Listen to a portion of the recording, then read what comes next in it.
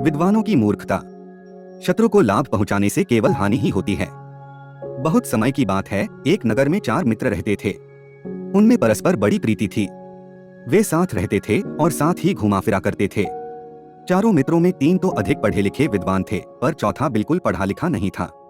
जो पढ़े लिखे थे वे विद्वान तो थे, पर उनमें अनुभव और व्यावहारिकता नहीं थी। चौथा मित्र पढ़ा लिखा नहीं था, पर वह बड़ा अनुभवी और व्यावहारिक था। एक दिन चारों मित्र एक स्थान पर एकत्र हुए और आपस में सोच विचार करने लगे, हमें क्या करना चाहिए कि हम अपने ज्ञान और विद्या के द्वारा अधिक से अधिक धन प्राप्त कर सकें। एक विद्वान मित्र ने कहा, हमें विदेश चलना चाहिए।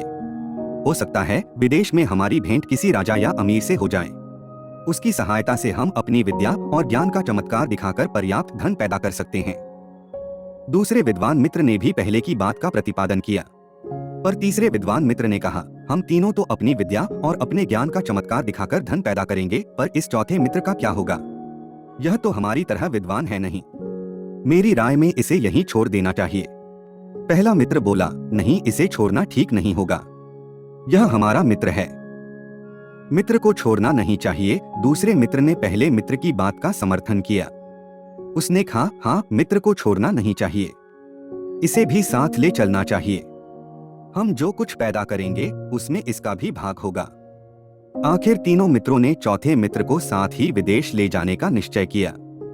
चारों मित्र विदेश के लिए चल पड़े। कुछ दूर जाने पर मार्ग में एक सघन वन मिला। वन में एक स्थान पर किसी की हड्डियां बिखरी पड़ी थीं।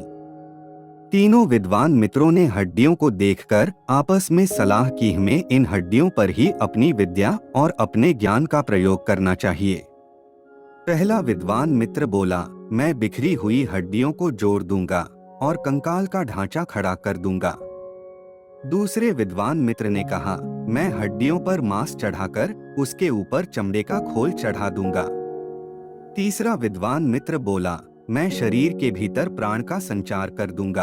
अगर आपको ये कहानी पसंद आई हो तो चैनल को जरूर सब्सक्राइब करें, ताकि आप आगे की सभी दिलचस्प कहानियां देख सकें। बस फिर क्या था, पहले विद्वान मित्र ने हड्डियों को जोड़ दिया, दूसरे विद्वान मित्र ने हड्डियों पर मांस चढ़ा दिया, पर जब तीसरा विद्वान मित्र प्राण का संचार करने लगा तो चौथा मित्र चीख उठा, अरे, यह क्या कर रहे हो? यह तो शेर का शरीर है, इसमें प्राण का संचार करोगे तो यह जीवित हो जाएगा और हम सबको मारकर खा जाएगा। पर तीसरे विद्वान मित्र ने चौथे मित्र की बात नहीं मानी। उसने कहा, तुम मूर्ख हो, तुम मेरी विद्या के चमत्कार को क्या जानो? मैं तो इसमें अवश्य प्राण का संचार करूंगा। चौथा मित्र बोला, नहीं मानते तो करो, पर जरा रुक जाओ, मुझे वृक्ष के ऊपर चढ़ जाने दो। चौथा मित्र वृक्ष के ऊपर चढ़ गया। तब तीसरे विद्वान मित्र ने उसमें प्राण का संचार किया। शेर उठकर खड़ा हो गया। शेर ने पहले गर्जना की, फिर एक एक करके तीनों विद्वान मित्रों को मारकर खा गया।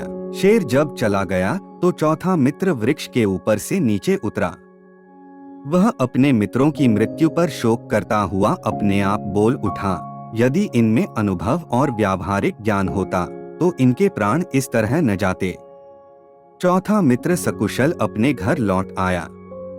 कहानी से शिक्षा, अनुभव के बिना पुस्तकीय ज्ञान व्यर्थ होता है। बिना व्यावहारिक ज्ञान के बड़े बड़े विद्वानों को भी काम में असफल होते हुए देखा जाता है। अगर आपको ये कहानी पसंद आई हो तो चैनल को जरूर सब्सक्राइब करें, ताकि आप आगे की सभी दिलचस्प कहानियां देख सकें और बेल आइकन दबाना न भूलें।